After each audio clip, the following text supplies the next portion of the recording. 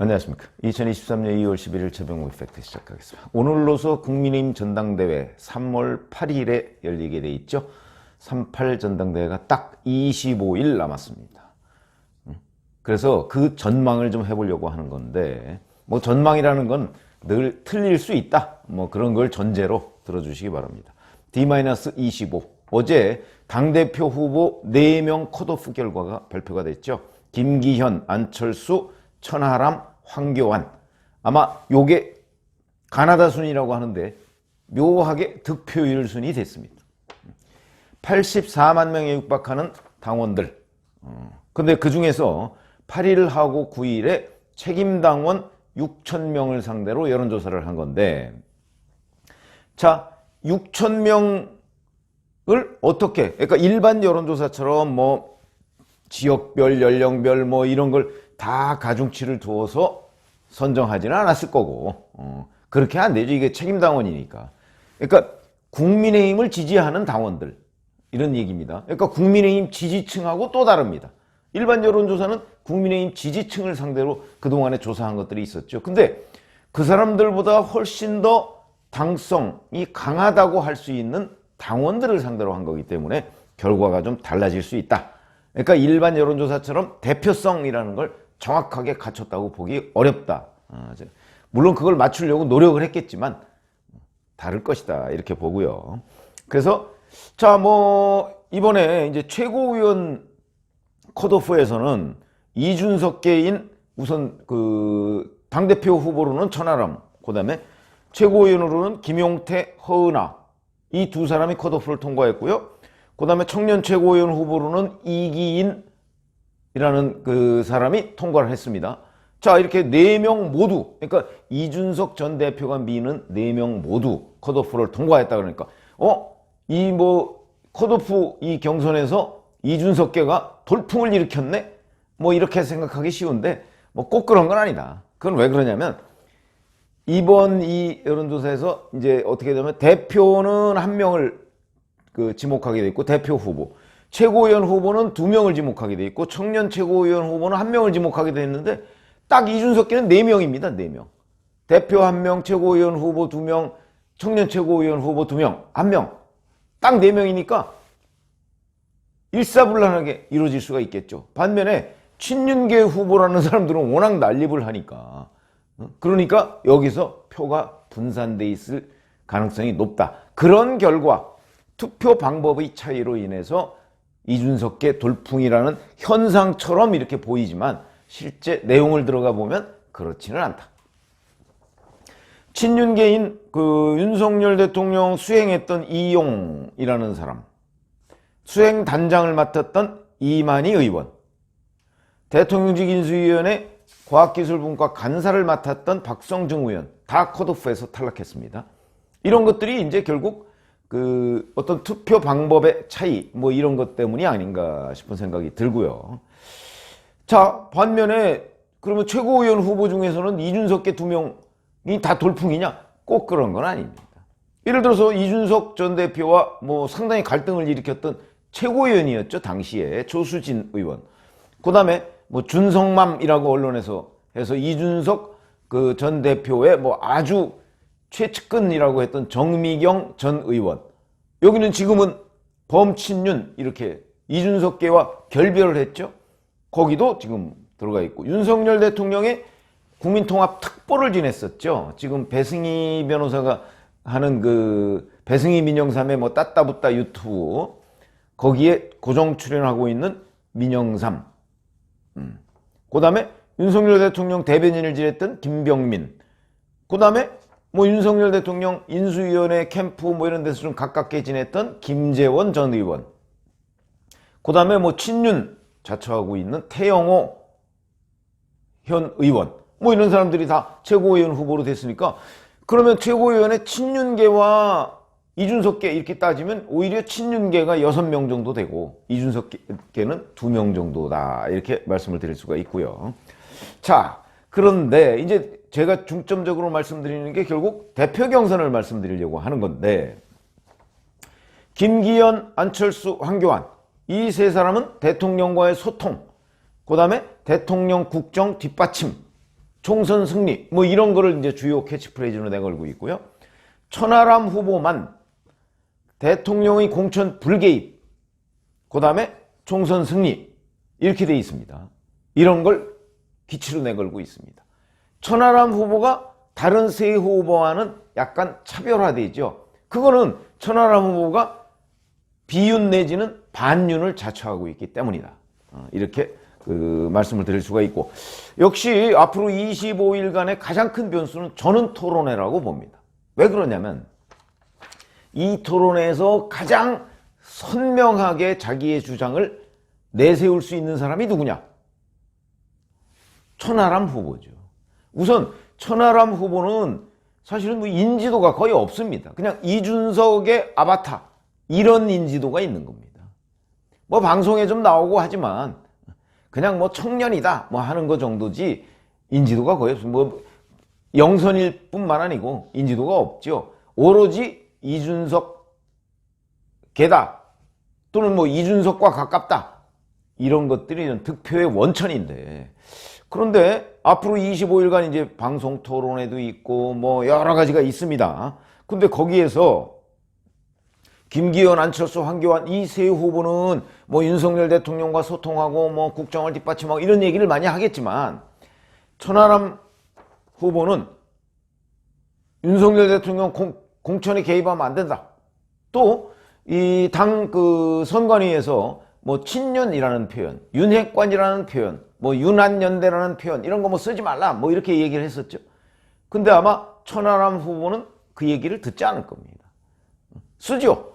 윤핵관, 간신배들 뭐 이런 표현을 쓸 겁니다. 그렇다고 해서 선관위에서 그러면 천하람 후보한테 뭐 경고를 준다든가 그거 섣불리 못합니다. 왜? 역풍이문. 아무리 당원이지만 특정 후보의 이제 언론 자유를 누리고 있는 특정 후보 경고를 준다든가 압박을 가할 경우 거기에 대한 반발 심리가 있습니다. 함부로 못하죠. 그러니까 이 네 후보 중에 가장 언론의 자유를 누릴 수 있는 사람이 바로 천하람 후보다. 그런 점에서 자기 머릿속에 생각나는 대로 뭐 윤석열 대통령도 공격하고 그러면서 내년 총선 승리를 위해서는 자 천하람 이 사람이 대표가 돼야 된다. 뭐 아주 뚜렷하죠. 그 메시지가 뚜렷합니다. 반면에 김기현 의원은 아시다시피 윤 대통령 성공 뒷받침 뭐 이런 겁니다. 당원들한테 물론 잘 먹히죠. 먹히지만 그거는 뭐 어디선가 계속 똑같은 레코드를 트는 듯한 인상을 당원들한테 줄 거라는 거죠. 그렇기 때문에 선명성이라는 점에서 조금 떨어질 것이다. 이런 거고요. 그러다 보니까 이 토론회를 거치면 거칠수록 천하람 후보의 지지가 저는 올라갈 것으로 봅니다. 그것 굉장한 변수가 되겠죠. 또 하나는 바로 투표율입니다. 투표율. 2021년 6월 6.11 전당대회 때 이준석 대표 후보가 당선이 됐죠. 이때 투표율이 45.4%였습니다. 그 후에 이준석 사태를 겪으면서 뭐 제법 많은 젊은 층들, 특히 2030 뭐 이런 데에서 유입이 됐습니다. 이준석 대표 때 이준석을 뽑는 전당대회 때 33만 명이었습니다. 당원이, 선거인이. 그런데 지금은 84만에 육박합니다. 어마어마하게 숫자가 늘었죠. 물론 그 숫자가 는 것이 이준석 사태를 겪으면서 뭐 계속 늘었다 이거는 아닙니다. 그 전부터 늘었습니다.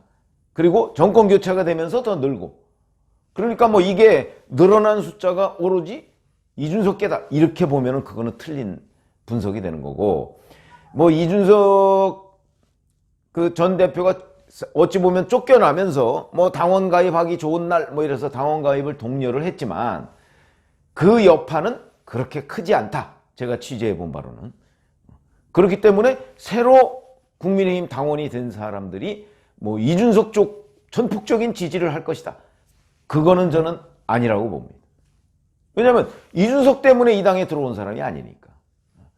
그런 점에서 이제 투표율이라는 게 변수는 된다. 그래서 45.4였는데 제가 뭐 조심스럽게 전망하기는 이번 투표율은 이거를 넘기는 것 아닌가.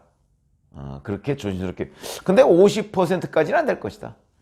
대략 뭐 지난번 수준에서 뭐 약간 상회하는 정도가 되지 않을까 이렇게 지금 예상이 되고요.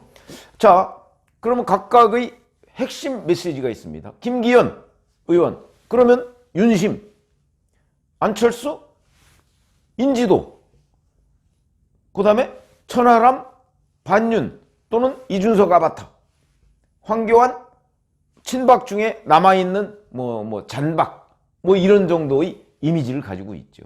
그걸로 이제 앞으로 25일간 그 선거운동을 할 것인데, 천하람 후보의 등장으로 1차 투표에서 김기현이든 안철수든 과반을 넘길 확률 없어졌습니다.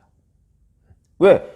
천하람 후보는 김기현, 안철수 외에 일종의 제3영역이고, 이 제3영역에서 특히 중도와, 그러니까 국민의힘에도 중도가 있죠. 비윤도 있고, 그쪽 표를 천하람 후보가 대거 흡수했기 때문에 안철수 후보의 표 중에서 상당 부분을 뺏겼을 것이다. 그리고 안철수 후보 쪽에서 한 8 정도를 가져왔다면 김기현 후보 쪽에서는 한 2 정도를 가져올 수 있을 것이다. 젊은 후보이기 때문에. 이런 점으로 봐서 누구도 과반을 1차 투표에서 넘기지 못할 것이다. 이런 거고요. 결국 결선 투표까지 갈 것이고, 그거는 이준석을 지지하던 그 어떤 비윤계, 거기 플러스 천하람 후보의 언변이 김기현, 안철수 의원보다 훨씬 좋습니다. 방송에 나와서 아마 들어보신 분들 계시겠지만 훨씬 좋습니다. 이런 것들이 어필을 할 가능성이 있고, 제가 아까 언론 자유 얘기를 했죠. 선명하게 자기 주장을 당원들한테 펼 수 있는 사람은 천하람 후보입니다. 그러니까 새로운 주장을 자꾸 하겠죠. 그렇기 때문에 이런 점에서 일부 언론에서 천하람 돌풍 이렇게 얘기하고 있는데, 저는 돌풍이라고 보지 않고요. 원래부터 이준석 전 대표 쪽에 약간 경도돼 있는 표, 그게 몇 %다. 제가 이준석 사태 났을 때 아마 한 15 내지 20% 정도 될 것이다 이렇게 말씀을 드린 적이 있었어요. 그런데 저는 지금도 15 내지 20% 정도라고 보고, 거기에 플러스 천하람 개인표, 그건 많지 않을 거라고 봅니다. 아마 그 정도로 그 표를 얻지 않을까 싶고요. 일부 이제 이런 또 그 변수가 있을 수 있습니다. 그러면 천하람 후보가 결선 투표에 오를 수도 있나?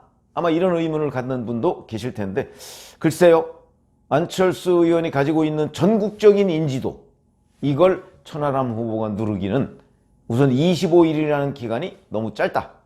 그리고 정치 경력이나 이런 걸로 볼 때 너무 일천하다. 이 말씀을 드릴 수가 있겠고, 자, 이런 생각이 듭니다. 바로 2년 전쯤에 이준석을 당원들이 뽑았던 이유, 뭐라고 보십니까?